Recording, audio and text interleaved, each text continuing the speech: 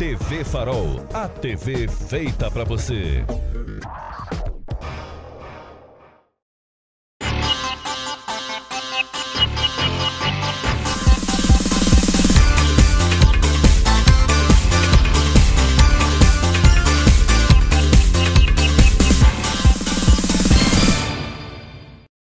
Nossas saudações a todos. Estamos iniciando o programa Segurança em Debate. Hoje teremos uma entrevista com alguém para nós bastante especial. Essa pessoa, ela vem para uma gestão à frente da Polícia Civil do Estado de Alagoas depois de um chamado hurricane, ou seja, aquele terremoto, aquele furacão que aconteceu na gestão. Para aqueles que conhecem, que estudam a segurança pública, sabem que a gente teve um processo de retroação, a gente voltou de certa forma no tempo. E agora temos a satisfação de ter aqui conosco o delegado-geral da Polícia Civil do Estado de Alagoas, Dr. Paulo Cerqueira, a quem a gente agradece muito a sua vinda. Já ficamos aqui bastante felizes com a sua presença aqui no programa Segurança em Debate. E o programa é bastante dinâmico, eu já vou começar lhe fazendo uma pergunta. O formato da central de polícia, que é tido para alguns como centralizador, como hoje se encontra, o senhor pretende mantê-lo dessa forma ou vai haver uma modificação aí? Bom dia a todos.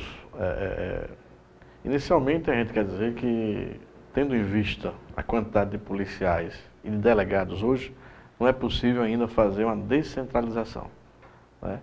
Estaremos mudando a central de polícia vai sair daquela região da praia, onde há uma dificuldade grande das pessoas se deslocarem até lá, e irá para Fernando Lima. Mas no futuro a gente pretende sim, pelo menos, criar 2 ou 3 centrais descentralizadas com a vinda do concurso público, a contratação do pessoal. Vai ser possível fazer isso e a gente pretende começar a fazer a descentralização. Também há um estudo que está sendo feito pelo setor de planejamento que nós criamos, no sentido de algumas delegacias,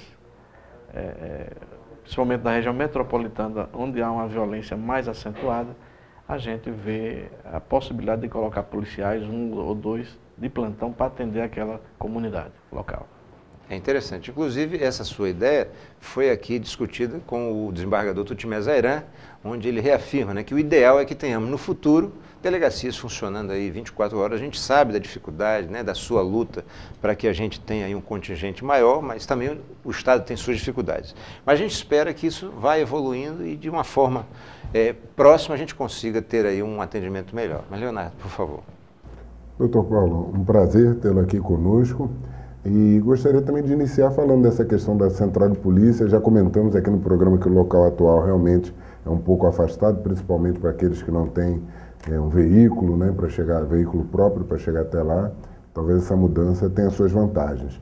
Mas quanto ao meu questionamento, o senhor assumiu faz alguns meses a Delegacia Geral da Polícia Civil. Quais as maiores carências que o senhor encontrou ali, né? O que o senhor enxergou de maior dificuldade que está tendo que lidar para vencer essa grande batalha que está ali no cargo que o senhor ocupa? Inicialmente, é o nosso repasse financeiro que não atendia às demandas até então. E a gente precisou fazer um controle rígido do financeiro, onde havia até um déficit. Então a gente precisou equilibrar isso. Nos meses iniciais, principalmente o mês de agosto, setembro e outubro, a gente fez esse controle. E conseguimos, hoje equacionamos as contas, né? Vamos entrar no próximo ano já com licitado equipamentos como computadores, impressoras, ar-condicionados, ou seja, instrumentos que vão guarnecer. A dificuldade também de pessoal. A gente tem uma limitação muito grande, principalmente de delegados. O quadro é de 212 e nós temos apenas 127 delegados, com uma perspectiva de aposentadoria de cerca de 30 delegados. Então isso cria uma dificuldade. Também o nosso quadro já é bastante antigo, tem alguns delegados que estão já numa situação realmente de se aposentar, não há condição mais de estar no serviço ativo. Então essas são as nossas principais dificuldades. Indo na sequência, né, da sua assunção ao cargo, eu lhe pergunto quais são seus projetos para mudar a realidade, né, causar uma evolução na Polícia Civil alagoana. Inicialmente era integrar a polícia, e eu acho que a gente conseguiu isso, na maior quantidade de policiais. Eu acho que há uma integração muito grande, no sentido da gente melhorar a polícia, melhorar a instituição. E os projetos passam por a gente criar alguns centros policiais, tendo em vista a dificuldade hoje de ter delegacias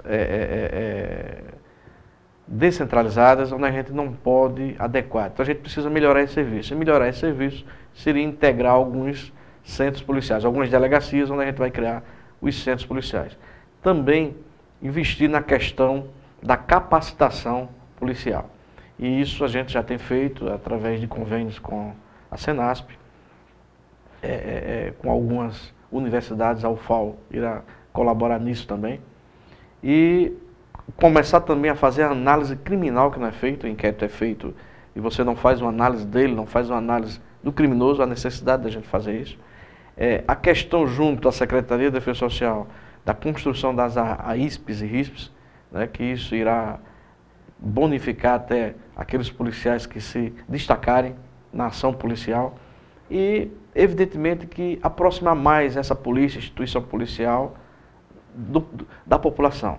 A necessidade de que a sociedade se aproxime mais, isso se faz através de palestras em escolas, através de visitas a instituições. Há uma necessidade da instituição policial estar lado a lado com a sociedade, e não a sociedade ter medo de ir à delegacia ou ser maltratada. Então, os projetos iniciais desses são projetos estruturantes, né? Nós temos aí celebrados alguns convênios com o governo federal e irá repassar para melhorar as 12 delegacias mais violentas, que é pouco, mas já é um início, né? Algo em torno de 200 milhões de reais em projetos, desde a instrumentalização da delegacia até a grande quantidade de cursos que vai ser repassada. Muito interessante.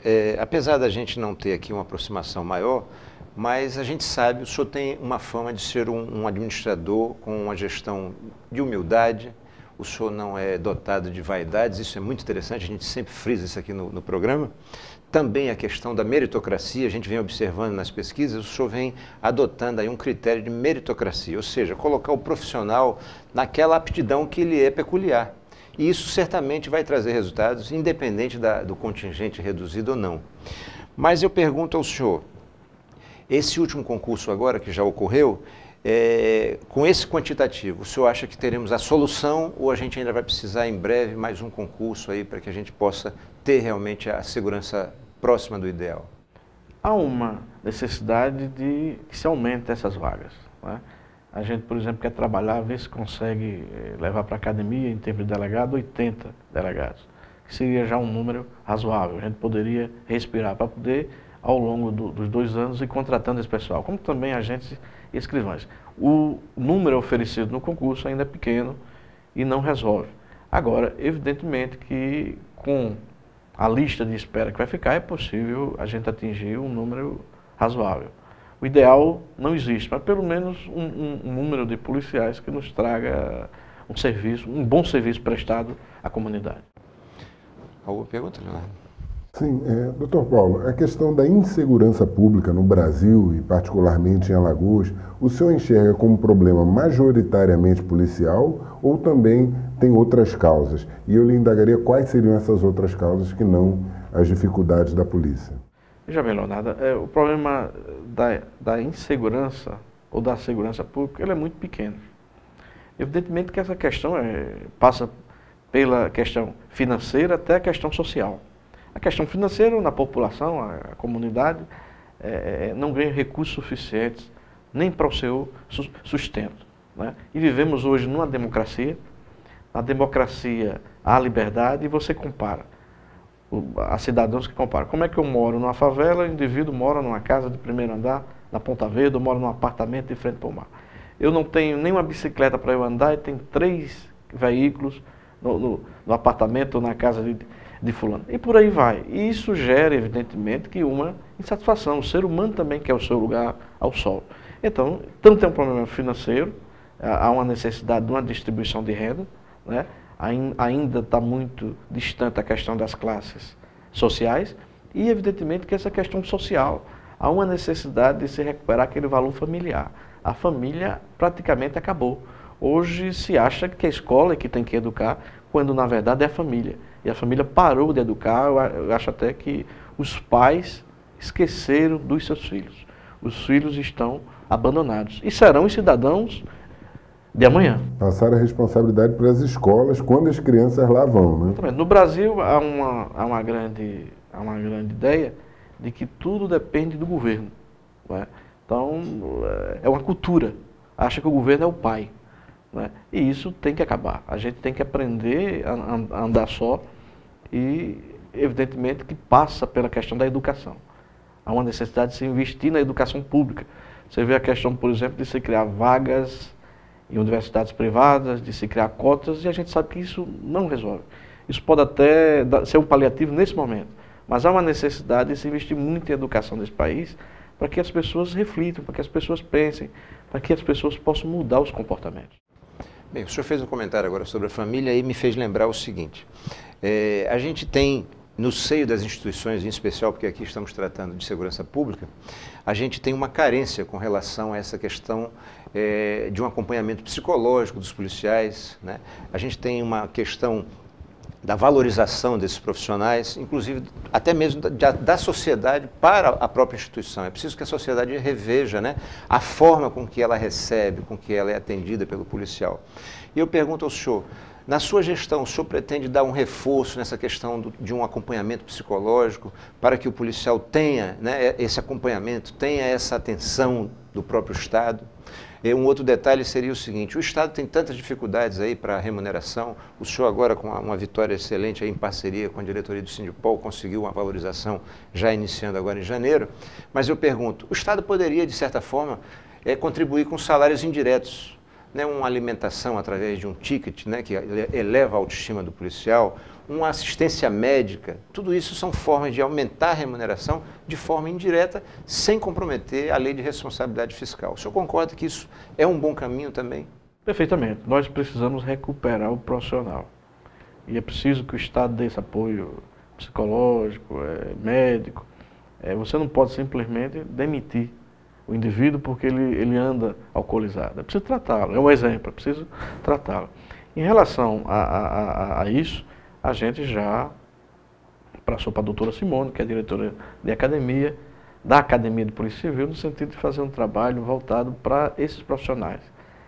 No nosso quadro de academia, há uma psicóloga e é possível que você faça um trabalho. Já pedi a ela para fazer um trabalho nesse sentido. Em relação ao ticket de refeição, a gente está implantando, já foi licitado. Hoje a questão da alimentação que vai para o interior é em torno de R$ 7,50. E nós iremos pagar a 12, o ticket vai ser 12 por mês, quer dizer, já há um incremento aí. E já foi licitado, já foi aprovado, já tem o parecer da Procuradoria-Geral do Estado, e nós estamos implantando até o dia 15 de janeiro de 2013 já, né? Então, a outra pergunta não me recordo. Não, falando sobre isso, essa questão, assistência médica, o ticket de refeição, são posturas que tendem, né, a elevar a autoestima do policial, e quem vai tirar proveito disso é a própria sociedade. Exatamente. A necessidade de se ver essa questão de um plano de saúde para os policiais seria excelente, é preciso se discutir isso com o sindicato, como também a questão do policial trabalhar na sua folga. A folga hoje é 1/3, e desde que tem um ganho, o policial vai voltar para trabalhar. Porque tem a questão do bico e se o Estado remunerar extra, evidentemente que acaba o bico. E nós estamos estudando, no Estado de Pernambuco há uma percentagem que se paga pelo trabalho extra do policial e estamos vendo esse projeto já no sentido de poder implantar aqui. Está sendo discutido junto com o secretário e o governo para que a gente possa depois implantar isso. Nós sempre colocamos que o ideal bom seria que nem fosse necessário esse trabalho extra. Mas já que é necessário, é melhor que o policial esteja trabalhando sob a égide da Polícia Civil, da Polícia Militar, do que esteja isolado no mercadinho, em algum estabelecimento, numa farmácia, que ele fica muito mais exposto e sem a proteção do Estado através de um colete, de uma arma, né? Muitas vezes utilizando até uma arma ilegal que gera um problema para ele. É uma boa iniciativa. E uma coisa, se o policial estiver fazendo esse serviço privado, e Deus me livre que isso aconteça, mas acontece, morre, né? Não está em serviço, a família vai perder a questão da pensão na sua totalidade. Então é preciso ver isso. Nós estamos preocupados com a remuneração do policial, né? É evidente, a distância está muito grande entre os delegados e os policiais, e iremos trabalhar no sentido de melhorar essa remuneração. É um dos nossos projetos. Mas ficamos aqui bastante felizes com essa sua postura, porque a gente sabe que o senhor tem conseguido aí incrementar novos armamentos, coletes, a gente está sabendo aí, os policiais estão recebendo aí individualmente, que é um grande avanço para a Polícia Civil, mas a parte, né, do ser humano, a parte humanista, se a gente não tratar isso, tudo é em vão, né? Então é interessante. Quer comentar sobre isso? Não, são avanços indiscutíveis e ficamos felizes com a iniciativa da própria gestão da instituição e nem esperar em ser tão provocada, né, já tomar iniciativas nesse sentido. E gostaria, nosso tempo vai até se aproximando do fim desse bloco, ia fazer uma pergunta aqui, de repente deixando no ar já para o próximo bloco, daquela questão da legislação penal brasileira, a legislação processual penal brasileira. O senhor entende que elas acabam sendo um entrave ao trabalho policial, né? O nosso cidadão comum tem aquela imagem, a polícia prende, a justiça solta, e nós sabemos que muitas vezes se o faz é porque a legislação determina nesse sentido. Então, deixo no ar. Qual o papel da legislação penal e processual no trabalho da polícia? Eu vou pedir para o senhor responder já já. A gente vai a um breve intervalo e volta já já.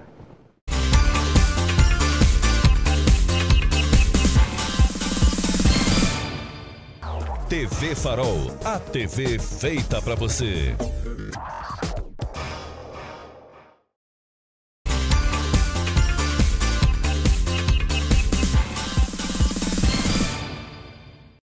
Voltamos à nossa entrevista hoje com o delegado-geral da Polícia Civil do Estado de Alagoas, doutor Paulo Cerqueira. Doutor Paulo, eu vou pedir ao Leonardo que refaça a pergunta que fizemos aqui um pouquinho antes do intervalo, por favor. Só repetindo, se o senhor enxerga a legislação penal e a processual penal brasileiras como um entrave para o trabalho policial. A grande verdade é que nós, policiais, aplicadores da lei, a gente vê o criminoso como um inimigo. E o direito penal e o direito processual penal é um direito de defesa dos criminosos. É tanto que há mais instituto de defesa, não é, do que até de punição. Você vê, tem a questão da prescrição, a questão da legítima defesa, contraditório. É uma série de institutos que mais beneficiam do que prejudicam. Evidentemente que há ajustes que precisam fazer na legislação. Mas eu acho que a legislação brasileira é boa. Ela só precisa ser aplicada. A gente tem uma mania no país de a todo momento, de a toda situação, criar novas normas. E é preciso, eu acho, que executar, colocar em prática as normas que já existem. Eu acho que a gente tem uma norma penal, uma norma criminal boa. Evidentemente que há juízes que não aplicam, ou aplicam de outra forma. É questão de entendimento. Né? Eu não posso, por exemplo, também querer que o criminoso fique a vida inteira encarcerado. Aí o cara pode dizer, mas se morreu um parente seu, você queria que ele ficasse preso? Mas aí você está agindo dentro de uma subjetividade. Não é? E quando a gente se coloca objetivamente falando, a gente vê que quanto mais o preso se encontra encarcerado, ele se torna pior ainda como criminoso. Né? O grau dele vai aumentando. Hoje a gente fez aquela questão de transferir, por exemplo, presos de um estado para o outro e foi a pior coisa que aconteceu. Porque eles se relacionaram com outros presos, se criou um grupo muito grande desse país que existe hoje, uma organização criminosa muito grande. Se especializaram no Se crime. especializaram, né? E aí fica mais difícil a polícia controlar. Quer dizer, antes nós conhecíamos os nossos presos, sabíamos onde eles cometiam os crimes, e hoje tem essa dificuldade porque já está tendo, vamos dizer assim, um relacionamento muito grande no país inteiro. Ou seja, mudaram o próprio modus operandi. Mudaram o próprio. Então, voltando à resposta, eu acho que a nossa legislação ela precisa ser executada, precisa ser mais aplicada. Ela é pouco aplicada. Certo. Doutor Paulo, falei em legislação, vou colocar uma questão que eu entendo como muito boa da nossa legislação. Alagoas é o estado pioneiro na questão da criação de uma vara especializada no combate ao crime organizado, a 17ª Vara Criminal, muito elogiada aí ao longo do país. Eu lhe pergunto, isso facilita o trabalho da Polícia Civil alagoana, né, um contato, um estreitamento da atividade com uma vara que funciona todos os dias da semana, independente de horário? Como o senhor classifica esse trabalho que vem sendo exercido pela 17ª Vara Criminal aqui em Alagoas? Nós passamos aproximadamente 4 anos à frente da DEIC. né, que é a Divisão Especial de Investigações Capturando, lida com o crime organizado. E tivemos, nesse período, trabalhado com a 17ª Vara. E eu diria a você que 80% a 90% das prisões que foram realizadas, dos crimes que foram resolvidos, a gente conseguiu isso devido à 17ª Vara. Tendo em vista a presteza dos juízes, principalmente o doutor Maurício Breda, onde a gente conseguia mandados de prisão, de busca e apreensão até pela madrugada. Quer dizer, ele se disponibilizava para isso. Então, evidentemente que a 17ª Vara tem dado uma contribuição fantástica no combate ao crime organizado em todo o Estado, né? E acho que ela não deve ser extinta. Eu sou totalmente contra. Evidentemente que é preciso ver algumas situações jurídicas, adequar algumas situações jurídicas, mas ela é imprescindível no trabalho contra o crime organizado, e acho até que ela deve se espalhar pelo país inteiro. Essa ideia deve se espalhar pelo país inteiro. Não, e deve, né? Até pela posição do STF, né? Mantendo aí a vara, para infelicidade de alguns, mas para a felicidade de boa parte da população, tenho certeza, como o senhor falou, deve se espalhar e deve ser copiado esse modelo, essa questão extremamente positiva, né? Mas interessante, ficamos felizes, né? Porque a gente sabe que o momento hoje da violência em Alagoas, ele precisa disso, né? De coesão. É um magistrado que se permite ser chamado e para atuar na madrugada em colaboração com as instituições policiais, isso é muito importante hoje, a gente sabe, e ficamos felizes de o senhor ratificar isso aqui, né? Aliás, a gente precisa até convidá-lo aqui, temos um tema sobre indulto de Natal que a policial militar Clésia Lins nos mandou aqui, a gente precisa fazer até esse tema. Mas eu gostaria de perguntar ao senhor o seguinte: recentemente nós passamos a ser um modelo com relação ao Plano Brasil Mais Seguro, salvo engano, no estado da Paraíba. E eu pergunto ao senhor, o senhor acha que o Plano Brasil Mais Seguro ele está surtindo o efeito esperado realmente? Perfeitamente. O Plano Brasil Mais Seguro está surtindo o efeito esperado, tendo em vista que todos os setores do Estado, todas as instituições, seja o executivo, os poderes executivos, o judiciário, aderiram a isso. O exemplo disso é a Câmara de Monitoramento, que foi criada no Tribunal de Justiça, onde a participação do Judiciário, do Ministério Público, da Polícia, e são discutidas ali querelas referentes à segurança pública. E está dando certo, você vê que há uma diminuição, principalmente na capital, principalmente onde está atuando, onde foi criada a delegacia de homicídio, está havendo uma diminuição dos crimes de homicídio. A gente tem resolvido crimes aí, prendido autores de crime aí, que o cara já cometeu 15 crimes, 15 homicídios. Quer dizer, é uma ideia que a gente precisa trabalhar em outros municípios do estado, precisa aumentar essa força policial, diferentemente da Paraíba, que está encontrando uma dificuldade grande, tendo em vista que lá não há uma coesão da polícia com o judiciário. E aqui não, aqui é uma integração, né? Os juízes, principalmente aqueles juízes que fazem parte do GGI, que fazem parte dessa Câmara de Monitoramento, o acesso hoje para as representações é muito mais acelerado, né? Havia uma dificuldade antes de você pedir uma prisão temporária e levava às vezes até meses, e hoje há uma velocidade muito maior. Eu pergunto ao senhor, o senhor falou de uma redução dos crimes relativos a homicídios. E com relação aos crimes contra o patrimônio, os roubos, o senhor acha que isso tem se mantido, tem se elevado, ou vem num processo aí de cair realmente, diminuição? Veja só, há uma tendência para que caia também. Tendo em vista as diversas operações que estamos realizando, aumentamos a capacidade da inteligência da DEIC e da própria DGPC. Evidente que ainda falta pessoal, a quantidade de policiais é pequena, mas a gente aumentou, repassando alguns investimentos, né, porque há necessidade de se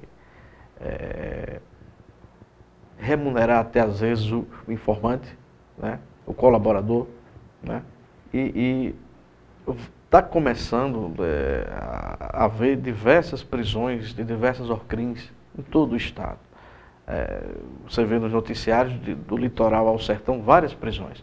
E isso, evidentemente, que irá reduzir a criminalidade. Ainda há uma quantidade grande, principalmente de crimes contra instituições financeiras, né? Mas se você verificar, nós prendemos, ano passado, cerca de 20 a 25 pessoas. Esse ano nós prendemos 82 indivíduos envolvidos. Então, evidentemente que com essas prisões, com essas operações policiais, haverá uma diminuição do crime contra o patrimônio. É interessante. O nosso entrevistado, o doutor Paulo Cerqueira, comentou aqui sobre a importância do trabalho do informante. A gente precisa deixar essa hipocrisia de lado, né? Quando a gente se refere ao trabalho de segurança pública, é preciso que esse personagem, né, faça parte realmente do trabalho policial. Interessante também, existe, eu percebo nas nossas pesquisas aqui, existe de certa forma uma indústria de reverter a ação policial. Quer dizer, o senhor faz um bom trabalho e aí vem alguém e diz que foi torturado, vem alguém e diz que foi perseguido, e isso é preciso que o Ministério Público, o próprio Judiciário, veja, né, claramente que isso é uma postura perigosa. É preciso que não se deixe levar por esse excesso de sensibilidade. A gente tem aí uma OAB atuante com relação às suas comissões de direitos humanos, mas não podemos deixar de frisar. O trabalho policial tem atitudes aí inerentes a ele, né? E a gente não pode partir para a hipocrisia. E eu digo ao senhor o seguinte, eu tenho uma certa tristeza, inclusive em breve faremos uma entrevista aqui com a doutora Fernanda Marinella. Eu gostaria até de comentar com ela sobre isso.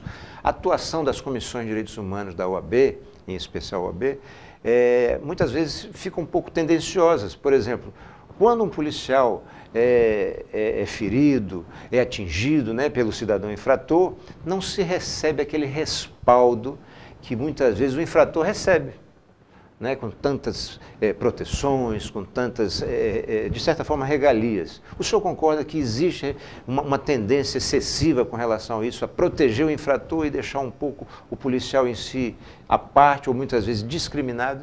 Perfeitamente. Fazer polícia não é fácil, né? Tem aquele ditado que diz que quando a polícia está perto, incomoda, quando está longe, faz falta. Faz falta. Né? E a gente sabe que fazer polícia não é fácil. O policial sai de casa, já tem os seus problemas familiares e se depara com certas situações em que são impossíveis. Imagina você estar numa delegacia e chegar uma senhora chorando que acabou de ser estuprada. Quer dizer, são situações, um colega que foi morto, né? Então, evidentemente que é preciso ver essas situações. E a Comissão dos Direitos Humanos, seja ela, tem um trabalho que a gente reconhece é necessário. Não se pode simplesmente pegar os presos e começar a bater, a ver os maus tratos. Né? Isso não acabou definitivamente com o Estado democrático de direito. Não é possível mais fazer isso. Mas é preciso também ver a situação das vítimas e o que não é visto. O criminoso ele usa como meio de defesa essa situação de que foi torturado. E o policial fica numa situação difícil porque o policial ele é julgado antes. Se coloca nas páginas policiais que ele é torturador, quando muitas vezes ele nem se aproximou do preso. Ultimamente teve uma situação que me acusaram de tortura, né? No caso do policial Anderson e de um vigilante que foram assassinados no assalto à Caixa Econômica Federal. Os indivíduos foram presos e eles alegaram que eu fui no presídio torturado. Quer dizer, como é que eu saí? Eu era diretor da DEIC na época, como é que eu saí da DEIC e à noite fui torturado no presídio? Quer dizer, isso não existe, não tem a menor situação. Mas são situações que o policial passa, e nós hoje estamos tendo muito cuidado em relação à corregedoria. A corregedoria tem que apurar as infrações cometidas pelos seus servidores, agora dentro de um limite. É preciso também dar ao policial o direito de ele se explicar antes. Porque depois que você se queima moralmente perante a imprensa, para você recuperar é muito difícil. É muito interessante. Permita só concluir, Leonardo. Já que o senhor citou esse fato, nós até dedicamos aqui um acerto do alvo ao arquivamento dessa situação contra o senhor, até porque quem lhe conhece sabe, o senhor é um policial humanista, é um policial operacional, mas que tem a sua fundamentação na legalidade. Mas essa era a nossa preocupação quando eu lhe fiz essa pergunta. O excesso de proteção ao infrator, né? E eu percebo que existe, né, uma indústria da defesa nesse sentido, né? Denigre a imagem do policial e valoriza o infrator. Isso é muito perigoso e é preciso que essas instituições revejam isso, sem perder o controle, obviamente, do seu trabalho, né, Leonardo? Só rapidamente comentando essa parte, é interessante que nesses casos os advogados simplesmente esquecem do mérito da questão. O indivíduo está sendo acusado de um crime. Ele pouco fala do crime e cria essa situação de eventuais torturas que, na maioria dos casos, são comprovados posteriormente que não existiram. O que é extremamente triste, esse foco que vem sendo dado, muda-se o foco do trabalho do advogado. Mas vamos adiante. Indagaria o senhor a respeito da questão do tráfico de drogas na problemática da segurança pública aqui em Alagoas. Em que situação o senhor coloca o tráfico de drogas no nosso contexto? Eu diria que o que mais preocupa a segurança pública é o tráfico de drogas.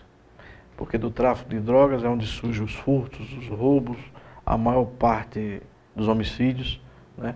Então, necessariamente precisa de darmos um tratamento maior à questão do combate às drogas.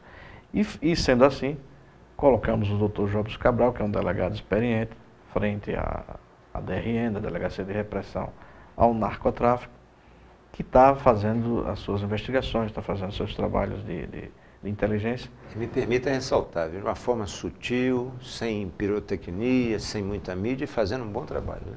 Perfeito. Agora, o que há necessidade é da gente descentralizar esse trabalho, tendo em vista que hoje ele está com o Dr. Jobs. O Dr. Jobs é responsável por todo o Estado e há uma necessidade de se colocar mais delegados e policiais na DRN. E esse projeto existe quando se criar a DH, a Delegacia, o Departamento de Homicídios, criar também o Departamento de Narcotráfico, né? Então ali, com o concurso público, colocaremos mais delegados para apoiá-lo e acreditamos que iremos, assim, diminuir um pouco essa quantidade de tráfico que existe em Alagoas. Então, o senhor já coloca, seria até uma outra indagação que ele faria, os policiais que estão chegando nesse novo concurso, uma parte deles já será encaminhada para essa questão do combate aos homicídios e ao tráfico de drogas. Grande parte desses policiais que estão chegando irão combater a questão das drogas e a questão dos homicídios. Essa turma vai ser preparada, além da academia, vão vir alguns instrutores da Senasp e serão preparados para isso. Bem, interessante. Nós estamos aqui até com um programa um pouquinho mais light hoje, né? O delegado-geral tem trazido algumas notícias aí interessantes, mas se você estiver estressado, dá uma passadinha lá na erva doce, doce erva, toma aquele chazinho que você vai ficar calmo. A gente vai a um breve intervalo e volta já já. TV Farol.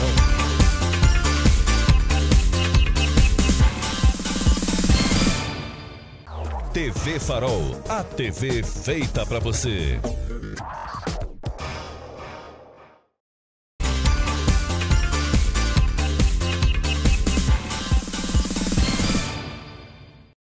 Voltamos à nossa entrevista hoje com o delegado-geral da Polícia Civil do Estado de Alagoas, doutor Paulo Cerqueira, a quem, se a gente já queria bem, agora está entendendo que realmente é uma pessoa voltada para o humanismo, que tem uma preocupação com o policial e pode ter certeza, muita coisa vai mudar. Leonardo, quer fazer mais uma pergunta?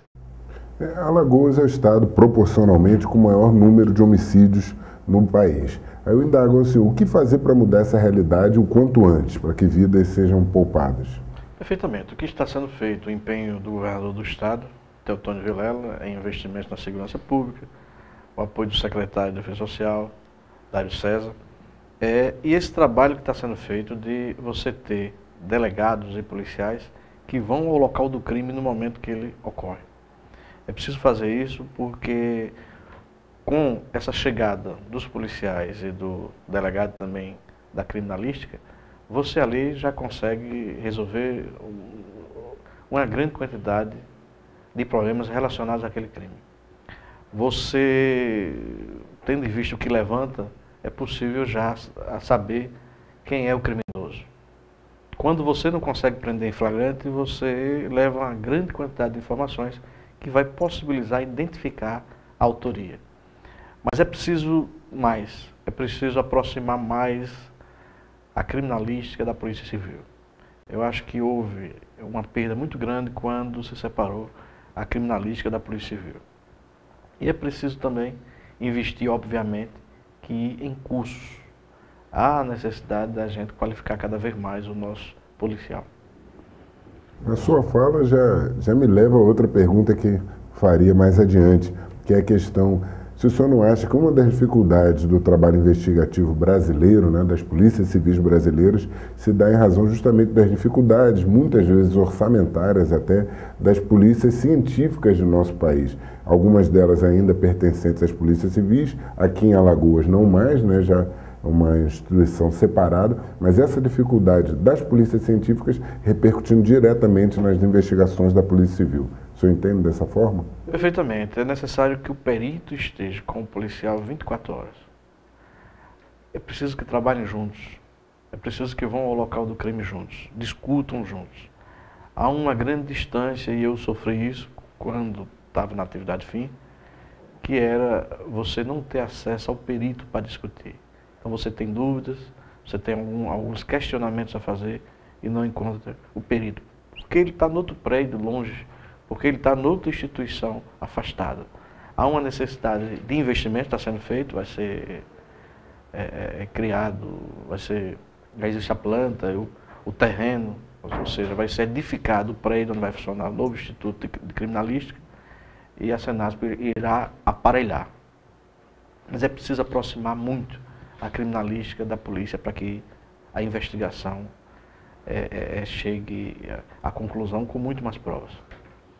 É muito interessante. Sempre que você ouvir um profissional de segurança falar sobre perícia e voltado para a perícia, saiba que os resultados virão. Eu tive a honra de conversar algum tempo atrás com o perito criminal Nicolas, onde ele dizia que a cena do crime fala. Então, ratifica aí suas palavras quando o senhor fala da importância da presença do delegado, da presença do policial no local de crime. Isso realmente nos deixa bastante felizes e a gente sabe que vai melhorar dessa forma. E é preciso que se diga, Esperão, que para se elucidar o crime, se parta do local do crime. Muitas vezes se parte das testemunhas, se parte até do criminoso. É preciso partir do local do crime, porque realmente o local do crime fala. E não é à toa que as grandes nações aí, né, investem bastante na perícia criminal, isso é muito importante. Doutor Paulo, nós recebemos aqui uma pergunta oriunda de um escrivão de polícia, o escrivão Valber, e ele pergunta ao senhor o seguinte: é do conhecimento do senhor a quantidade de escrivães lotados na delegacia geral, provocando assim nomeação de agente de polícia como escrivão ad hoc e, consequentemente, a chefia de cartórios por esses agentes de polícia e não por escrivães? Olha, essa quantidade de escrivães na delegacia geral hoje é muito pequena. Primeiro que nós reduzimos. Cada diretoria tem cerca de 6 policiais e 1 escrivão, para fazer, evidentemente, o que há de se fazer no cartório da diretoria. E os escrivães que haviam na delegacia geral, nós colocamos tanto para a CIP, como para um novo órgão que a gente criou, um pequeno departamento, uma pequena seção, que é o GEAI, que é justamente para fazer os inquéritos pendentes. Então não há essa quantidade grande de escrivão na delegacia geral. O que há realmente é falta de escrivães no quadro. Por isso que está sendo feito o concurso e com o concurso iremos colocá-los para as delegacias. Agora, evidentemente que tem agentes de polícia que têm uma noção de direito até, tem muitos formados em direito e que podem ajudar no cartório.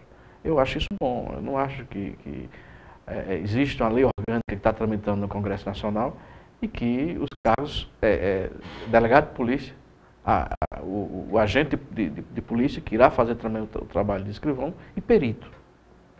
Quer dizer, há uma necessidade, às vezes, de uma ajuda maior no cartório e há policiais que podem fazer esse trabalho de escrivão. Agora, não há essa quantidade de escrivão mais na DGPC. Hoje é muito pequeno. A gente agradece também a você, o escrivão Valber, que participou aqui conosco no programa. Eu vou fazer rapidamente 4 perguntas ao senhor. As 3 primeiras eu pediria ao senhor que o senhor respondesse sim ou não. Até porque o senhor praticamente já tocou no assunto. O senhor acha que o trabalho do agente de polícia é mais importante que o trabalho do delegado? Olha, eu acho que nenhum trabalho é mais importante do que o outro. Eles se completam. O senhor já me respondeu a segunda. Então, o trabalho do delegado também não é mais importante que o trabalho Não, eles se completam. Perfeito. Ambos são igualitariamente importantes para a sociedade. sociedade. Aí eu pergunto, senhor, então o senhor não concorda com esse ato entre a questão salarial, né? No último concurso, o edital diz o seguinte: um agente de polícia começa ganhando R$ 2.071 e um delegado R$ 12.600, que agora o senhor já conseguiu até uma correção disso, né? Já vão começar com o hiato um pouquinho menor, mas ainda assim não é o ideal. Não queremos aqui dizer que um delegado esteja ganhando bem. Pelo contrário, está ganhando o que deveria ganhar, ou talvez até um pouco mais. Mas o senhor acha que seria importante essa redução desse ato entre a diferença salarial de um agente de polícia, de um escrivão e de um delegado?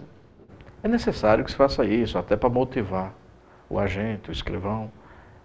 Isso deve ser feito, claro que paulatinamente, tendo em vista as condições do Estado. Perfeito. Né? Mas é preciso que se faça isso. Eu acredito que já está sendo feito, de certa forma. Nós elevamos o piso para 2.600 e pretendemos que até o fim do governo a gente consiga melhorar isso ainda mais. Mais uma vez a gente parabeniza o senhor por essa atitude e vamos deixar aqui um pedido no ar para a sociedade alagoana. Sempre que puder, trabalhe isso com o governador, diminuir um pouquinho esse ato é importante, né?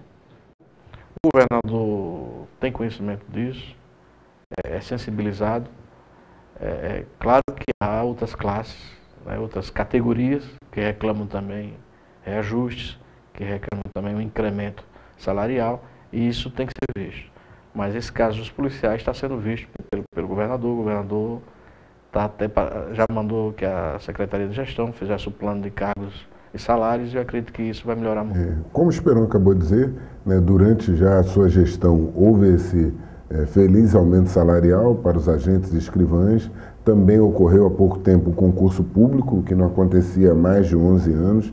Em que medida tais atos ajudam a sua gestão, né, facilitam a sua atuação à frente da Polícia Civil de Alagoas? Nós encontramos uma polícia travada, uma instituição que estava travada, desunida, e a nossa primeira preocupação foi tentar reunir as pessoas que formam a instituição. Juntar os cacos? Juntar as pessoas que formam a Polícia Civil. E isso foi feito. E procuramos o sindicato para que o sindicato fosse nosso parceiro. E havia já uma tendência para a greve, né? E nós sensibilizamos o governador do estado no sentido disso. E o governador, tão logo soube, tomou conhecimento, determinou ao doutor Alexandre Laje, secretário de Gestão, no sentido de negociar com os policiais um reajuste. E isso foi feito e, evidentemente, que colaborou. Nós não tínhamos como ficar numa situação em que os policiais não tinham como reajustar os seus salários. Evidentemente que iam parar, ia ser o caos. Eu lembro da greve de 2007, onde tudo parou, e os nossos índices de hoje são reflexos até daquela greve, né? Porque houve um aumento muito grande na criminalidade naquele período. Nada se investigou, né? E tem esse reflexo, a gente tem esse reflexo vindo daquilo. E o governador é um ser humano, uma pessoa muito simples, humilde, e que tem essa sensibilidade para essas coisas. E está preocupado com isso. Agora, não pode o aumento ser dado de uma hora para outra. Aleatoriamente. Sem um planejamento. Até porque isso gera um impacto violento, né? Não só um impacto financeiro inicial, mas posterior, tendo em vista as outras categorias. Então é preciso ser analisado e, como vocês mesmos disseram, tem outras formas de ganho, como plano de saúde, como outras questões. Diretos, nós frisamos sempre isso aqui, né? Que até no intervalo a gente conversava, e eu espero que vocês colaborem também com a gestão, passando as suas ideias, as suas opiniões, os seus planos, que isso é importante. Mas é muito interessante lhe ouvir nesse sentido, ratifica aí a sua postura como gestor, porque raramente nós somos convocados aqui a ceder o que estamos aqui fazendo diariamente, diretor. A gente vem com ideias, faz algumas críticas, mas as ideias estão aí para que sejam aproveitadas. E se o senhor realmente está receptivo a isso, vamos colaborar da melhor forma que possível. Nós vamos agora ao quadro do acerto e erro do alvo.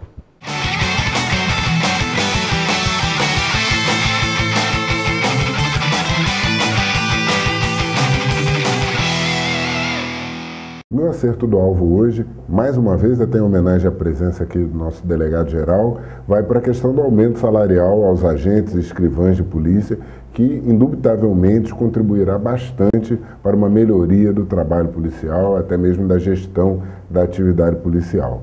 Já o erro do alvo hoje, Infelizmente, eu vou ter que tocar naquela questão, naquele trágico episódio ocorrido na escola americana, com 26 mortos, a maioria delas crianças, numa idade extremamente reduzida, e paralelo a isso, a indústria armamentista americana, não se sensibilizando com a situação, até propaganda eles colocam ao lado da notícia das mortes das vítimas. É muito triste essa insensibilidade e o dinheiro das armas invadindo todos os espaços.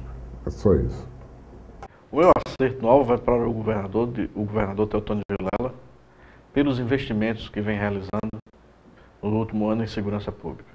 Tendo em vista a mobilização que ele fez do judiciário com o Ministério Público, com os governos estaduais, e de repente trouxemos para aqui 5, 6 helicópteros e passou uma sensação de segurança.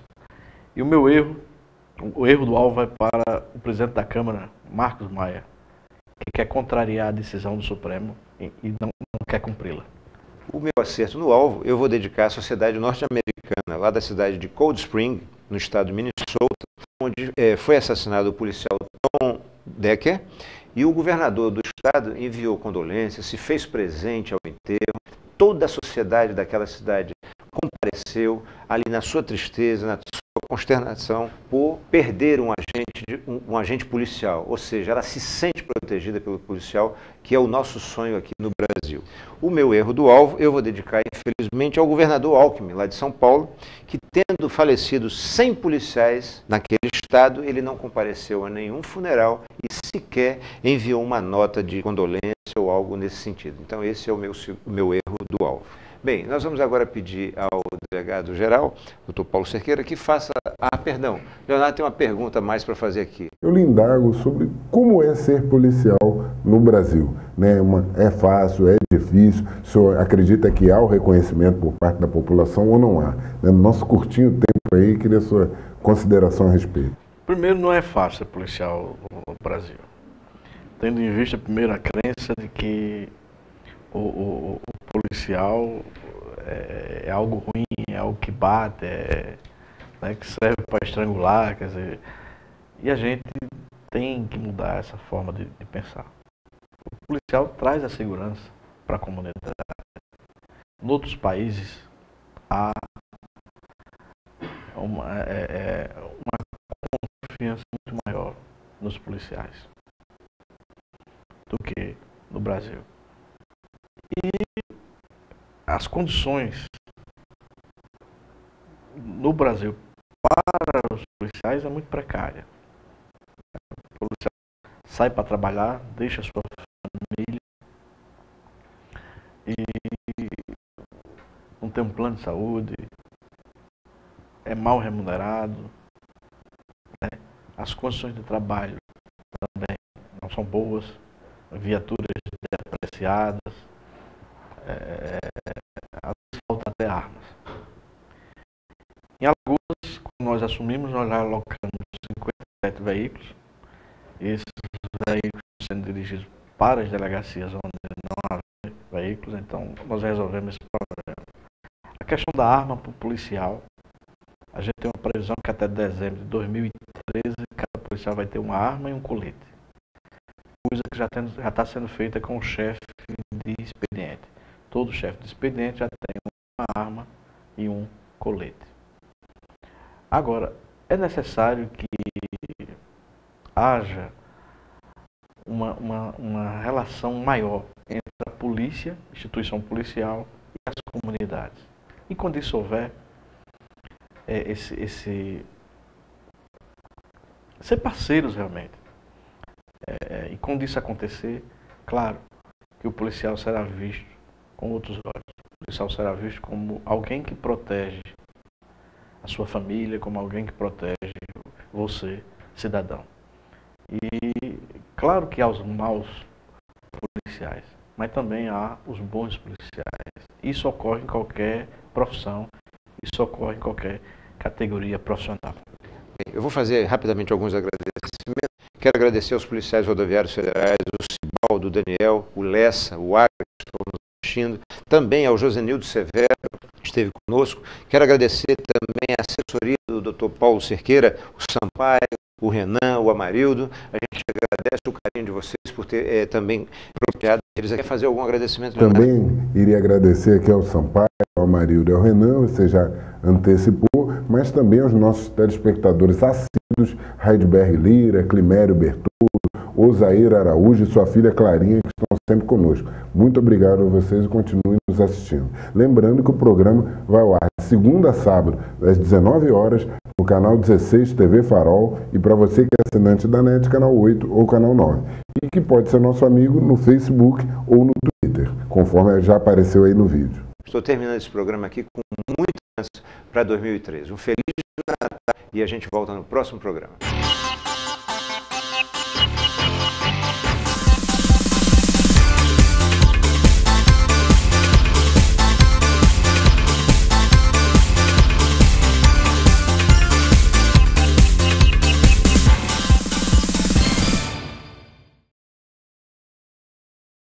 TV Farol, a TV feita pra você.